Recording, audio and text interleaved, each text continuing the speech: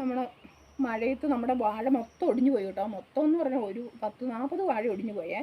കൊലയുള്ളതും കൊലയില്ലാത്തതും തീരെ പിഞ്ച് കറിക്കൊന്നും ആകാത്ത കൊലയാണ് കൂടുതൽ ഒടിഞ്ഞു പോയത്. ഇത് പിന്നെ ഒരെണ്ണം ചാഞ്ഞ് നിന്നു. വട്ടം ഒടിഞ്ഞിട്ട് നിലത്തേക്ക് വീണില്ല, അതുകൊണ്ട് നമുക്ക് പൊട്ടാണ്ട് കിട്ടി കേട്ടോ. പഴുത്തു.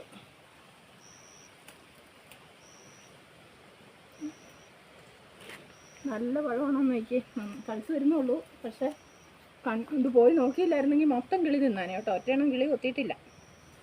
നമുക്കെന്തായാലും പഴുത്തോണ്ട് ഇത് കൊടുക്കുന്നില്ല. വലിയ കൊലയാണ് കാര്യം, പക്ഷേ ഇത് കൊടുക്കുന്നില്ല. അതിനാന്നാ ഇപ്പോൾ സ്കൂളൊക്കെ തുറന്ന് പിള്ളേർക്കൊക്കെ കാലത്തെ കാപ്പിക്ക് പുട്ടും പഴവും ഇവിടെ എല്ലാവർക്കും വലിയ ഇഷ്ടമാണ്.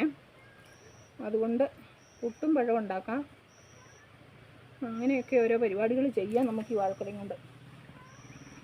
മിനിങ്ങാന്ന് കുറച്ച് പോലെ കൊടുത്തു കേട്ടോ. അന്നേരം ഇത് കണ്ടില്ല. ഇത് സത്യം പറഞ്ഞാൽ ഇത് പോയാനെ. ഇത് നമ്മുടെ അടുത്ത വീട്ടിലെ ചേച്ചി വിളിച്ചു പറഞ്ഞു, വാഴ വട്ടം ഒടിഞ്ഞു കിടപ്പുണ്ടെന്ന്. അല്ലെങ്കിൽ പകുതി മൊത്തം പഴമെല്ലാം കിളി തിന്നാനെ.